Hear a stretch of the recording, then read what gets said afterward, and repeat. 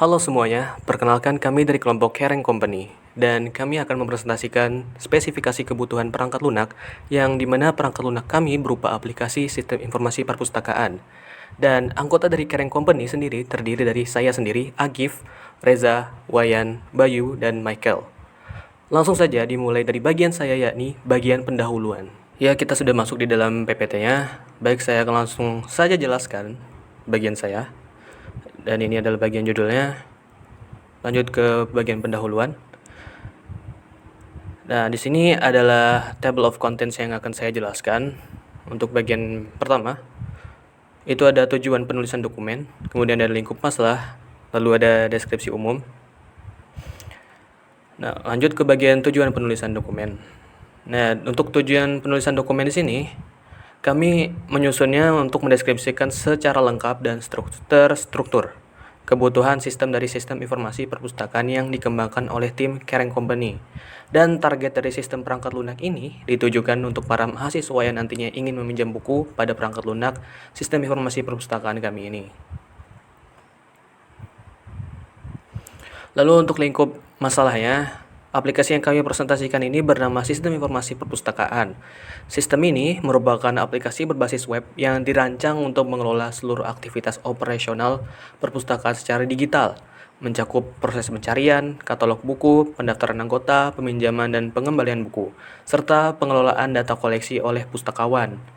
Nah, selain itu, sistem kami ini menyediakan fitur seperti notifikasi pengingat jatuh tempo, pencatatan riwayat peminjaman, hingga pembuatan laporan statistik oleh administrator.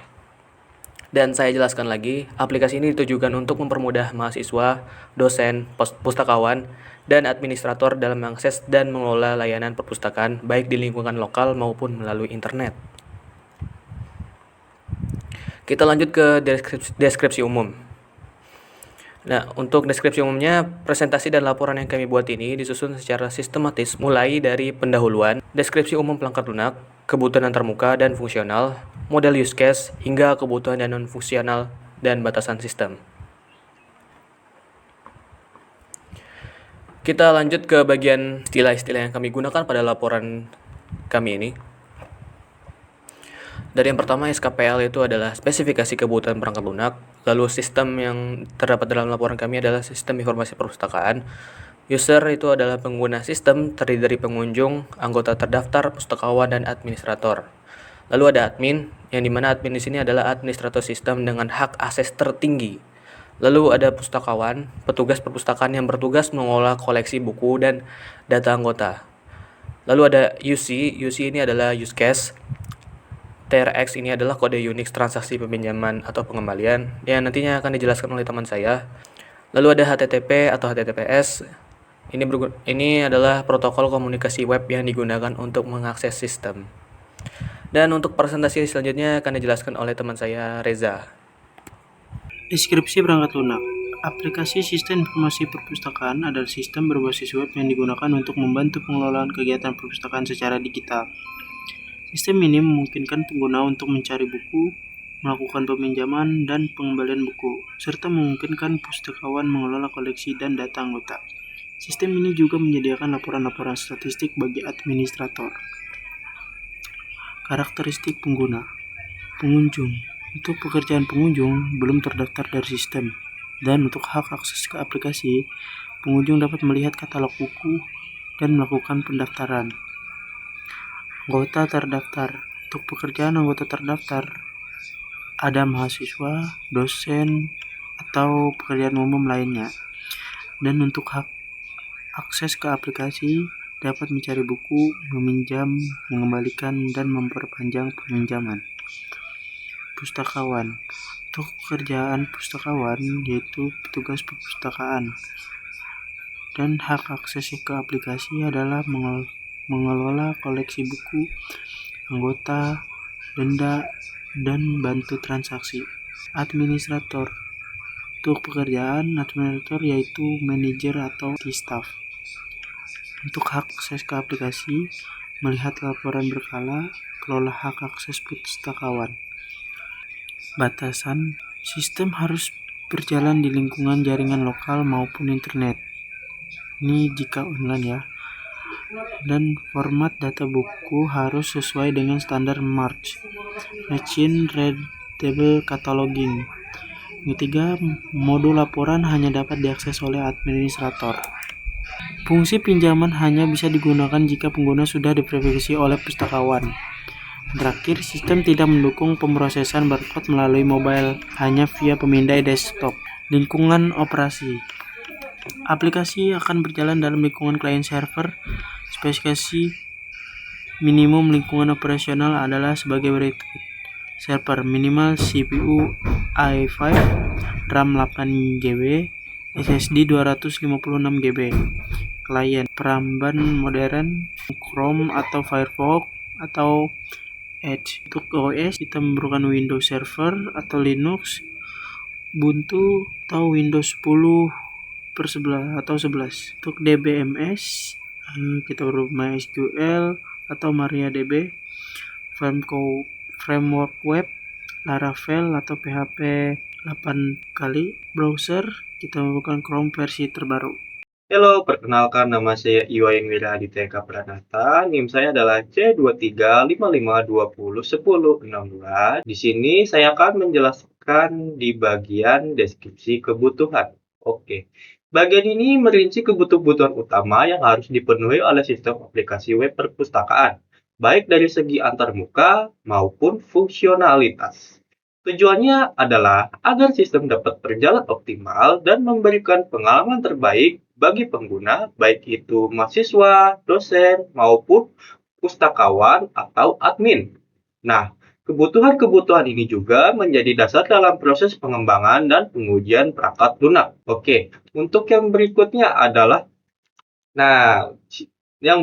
kebutuhan external interface. Nah, di sini untuk kebutuhannya kita ada kebutuhan untuk mahasiswa atau dosen, dan kemudian itu adalah pustakawan sebagai admin. Untuk di mahasiswa dosen, kita memerlukan halaman login, dashboard preview informasi buku yang sedang dipinjam, pencarian, dan lain-lain. Nah, itu bisa berupa tanggal pinjamnya dan tanggal kembalinya. Jadi itu bisa ditampilkan di halaman login, dashboard yang berisi informasi tadi. Nah, untuk di bagian pustakawan admin, nanti akan diberikan login khusus admin, kemudian manajemen data buku, dan manajemen pengguna.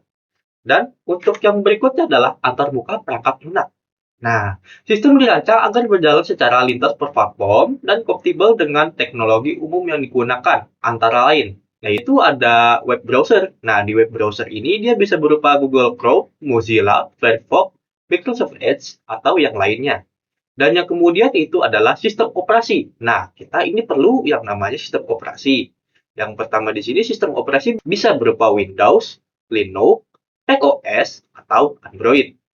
Dan kemudian yang kita perlukan adalah backend, yang berupa REST aplikasi berbasis Node.js, atau PHP, atau Python. Dan yang kemudian kita perlu adalah database yang berupa MySQL atau PostgreSQL. Nah, untuk yang terakhir adalah content. Contentnya di sini kita gunakan berupa HTML, CSS atau Bootstrap, dan kemudian adalah JavaScript. Nah, di web ini kita memerlukan beberapa kebutuhan. Yang pertama di sini adalah pendaftaran pengguna baru.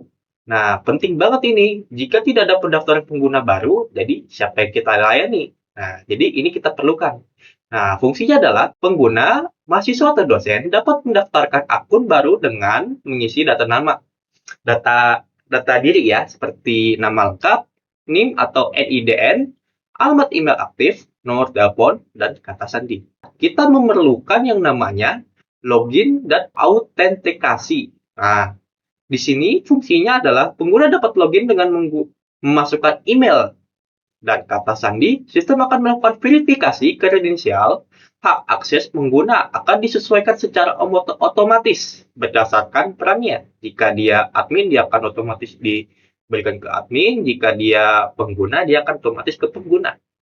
Untuk yang berikutnya adalah pencarian buku. Penjelasannya ialah pengguna dapat mencari buku yang tersedia tadi. Perpustakaan menggunakan fitur pencarian. Filter pencarian mencakup judul buku, nama penulis, tahun terbit, kategori atau genre buku, dan kemudian ISBN. Untuk kemudian adalah peminjaman buku. Nah, jadi kita menggunakan ini, pengguna dapat memilih buku yang tersedia untuk dipinjam. Proses peminjam mencakup menampilkan data buku, memilih durasi peminjaman, konfirmasi peminjaman, kemudian sistem mencatat tanggal pinjam dan estimasi tanggal kembali. Oke, untuk yang berikutnya adalah pengembalian buku. Kegunaannya seperti namanya itu adalah pengembalian dilakukan melalui sistem yang dimana ini digunakan untuk mengembalikan buku. Notifikasi jatuh tempo. Notifikasi jatuh tempo ini berguna untuk supaya user yang meminjam dia bisa teringatkan bahwa buku ini misalnya kita pinjam di tanggal 1, besok ada luarsa, dia akan memberikan notif agar kita ingat bahwa masa untuk meminjamnya sudah hampir habis. Nah, untuk yang berikutnya adalah manajemen koleksi buku atau admin. Nah, di sini admin dapat menambahkan, mengedit, atau menghapus data buku. Jadi, pengguna admin di sini ialah mengatur aplikasi webnya. Untuk yang berikut adalah manajemen pengguna. Admin juga. Admin memiliki hak akses untuk mengelola data pengguna. Ya, selain dari mengakses isi dari webnya, yang dimana dia dapat mengedit dari isi buku, dia juga bisa mengedit pengguna dari. Oke, untuk yang berikutnya adalah riwayat peminjaman. Nah, pengguna dapat melihat daftar semua pinjaman yang pernah dilakukan, lengkap dengan status, tanggal pinjam, dan tanggal kembali. Ya, untuk yang kemudian kita perlu laporan peminjaman. Nah, ini khusus untuk admin. Sistemnya menyediakan fitur laporan berupa statistik peminjaman berdasarkan waktu, harian, mingguan, bulanan. Nah, buku paling banyak dipinjam, jumlah pinjamnya per pengguna, data dapat diunduh dalam perform PDF atau Excel. Untuk yang berikutnya adalah logout. Kita gunakan logout di sini agar akunnya bisa diganti dengan user yang lain. Misalnya kalau aplikasi ini ada di perpusnya langsung, jadi di sini pengguna bisa langsung pinjam dan bisa langsung logout dari akunnya. Nah, pengguna dapat keluar dari akun kapan saja setelah logout, sesi akan ditutup dan sistem menghapus token autentikasi dari browser. Ya. Ya, nama saya Bayu Saputra. Di sini saya akan melanjutkan presentasi teman saya sampai bagian nomor 2, model use case seperti yang bisa dilihat. Dan langsung saja kita akan masuk ke use case-nya. Nah, di sini di diagram use case-nya pengunjung, anggota terdaftar, pustakawan, dan administrasi. Pengunjung mendaftarkan diri dan juga dapat mencari buku. Anggota terdaftar bisa meminjam buku, mengembalikan buku, dan memperpanjang peminjaman. Untuk pustakawannya dapat kelola koleksi, kelola anggota, dan kelola denda jika kembalikan bukunya terlambat. Administrator menggenerasikan laporan dari yang ada di atas ini. Nah, langsung saja ke skenario use case-nya. Aksi aktor. Skenario normalnya anggota terdaftar memilih menu pinjam buku. Nah, di sini di reaksi sistemnya, sistem menampilkan daftar buku yang telah dipilih. Bisa berasal dari hasil UC2, cari buku. UC2 itu di mana? Nah, dari use case yang ini tadi ada. Nah, di pengunjung. UC cari buku. Aksi atur nomor 2. Anggota memilih satu atau lebih buku. Misalnya buku A dan buku B. Lalu klik konfirmasi pinjaman. Reaksi sistemnya, sistem memeriksa apakah anggota memiliki denda tertunggak di atas batas, apakah stok buku mencukupi, apakah kuota pinjam terpenuhi. Jika semua valid, langsung lanjut ke langkah berikutnya. Jadi jika semuanya terpenuhi, maka langsung lanjut aja ke langkah berikutnya, nggak ada kesana kemarinya lagi. Nah, untuk nomor aksi aktor nomor 3, jika valid, sistem hitung batas kembali 14 hari sejak tanggal peminjaman dan menampilkan ringkasan transaksi, nomor transaksi, tanggal kembali, dan detail buku. Reaksi sistemnya, sistem menyimpan transaksi peminjaman dengan nomor unik. Misal, TRX bla bla bla bla, mengurangi stok buku dan menampilkan notifikasi pinjaman berhasil, batas kembalinya 10 Mei 2025. Aksi aktor nomor 4, pustakawan di counter memindai barcode buku dan ID anggota untuk verifikasi fisik. Nomor 4-nya, reaksi sistemnya, sistem perbarui status buku pada database menjadi dipinjam dan selesai proses transaksi. Untuk aksi aktornya, skenario alternatif Misal denda tertunggak. Aksi aktornya nomor satu memilih menu daftar produk. Anggota terdaftar mencoba konfirmasi peminjaman. Meski memiliki denda, batas misal Rp50.000. Nah, reaksi sistemnya, sistem ngecek denda mendeteksi nilai denda melebihi batas pinjam dan langsung menampilkan pesan peminjaman ditolak. Silahkan lunasi denda terlebih dahulu. Jadi kalau mau minjam buku nggak bisa karena peminjamannya ditolak oleh dendanya belum dibayar. Nah, ya. Untuk aksi aktor yang alternatifnya, ini aksi alternatif jika kuotanya penuh. Si aktornya anggota terdaftar sudah meminjam 3 buku. Kuota maksimum tercapai dan mencoba minjam lagi. Nah, itu nggak bisa. Di reaksi sistemnya bisa kita lihat sistem deteksi kuota maksimal 3 buku sudah dipenuhi. Nggak bisa lagi lebih dari 3 buku. Lalu menampilkan pesan kuota pinjam 3 buku sudah terpenuhi. Silahkan kembalikan buku terlebih dulu. Jadi kalau mau minjam lagi harus mengembalikan 1 buku. Minimal 1 buku lah. Jadi bisa minjam. Kalau melebihi dari 4 nggak bisa minjam lagi. Ya, nah di situ saja dari saya dan selanjutnya akan dilanjutkan oleh teman saya. Lalu saya, Michael Kelvin Antonio, akan menjelaskan batasan perancangan dalam sistem. Yang pertama adalah batasan perancangan sistem informasi perpustakaan itu memiliki batasan untuk memastikan ruang lingkup proyek tetap terfokus dan terukur. Beberapa batasan yang perlu dirancang antara lain, yang pertama, sistem hanya dapat diakses oleh pengguna yang telah memiliki akun. Kedua, pengelolaan data buku dilakukan oleh admin melalui antarmuka web. Ketiga, peminjaman dan pembelian hanya dicatat, tidak mencakup proses fisik. Yang keempat, tidak mencakup sistem pembayaran denda secara otomatis. Dan yang terakhir, sistem tidak terintegrasi dengan perpustakaan lain. Kerunutan traceability dalam dokumen ini juga betulnya untuk memetakan keterkaitan antara kebutuhan fungsional dan non-fungsionalnya. Hal ini digunakan untuk membantu dan juga memastikan bahwa dalam seluruh kebutuhan telah dipenuhi oleh sistem. Bisa dilihat di tabel ini sendiri, kebutuhan dalam sistem kebutuhannya ada 4 poin. Yang pertama, pengguna dapat login ke sistem. Lalu, admin dapat menambahkan buku. Dan ketiga, pengguna dapat melakukan peminjaman buku. Lalu yang terakhir, admin dapat mengelola data anggota. Lalu untuk kebutuhannya yang non-fungsionalnya seperti ini, pengguna dapat melakukan login ke dalam sistem. Lalu pengguna dapat melihat daftar buku yang tersedia. Admin dapat menambahkan data buku baru ke sistem. Lalu admin dapat memperbarui data buku yang sudah ada. Admin dapat menghapus data buku dari sistem. Pengguna dapat meminjam buku, dan begitulah selanjutnya. Lalu untuk selanjutnya dari sini sistemnya dapat diakses 24 jam dalam setiap hari.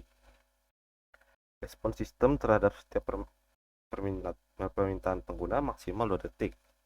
Lalu data pengguna dan transaksi harus disimpan dengan aman. Antarmuka pengguna dan sistem juga harus intuitif dan mudah digunakan. Lalu yang kelima, sistem dapat diakses menggunakan browser modern. Dan yang terakhir, sistem mendukung backup data secara berkala. Sekian dari saya dan terima kasih.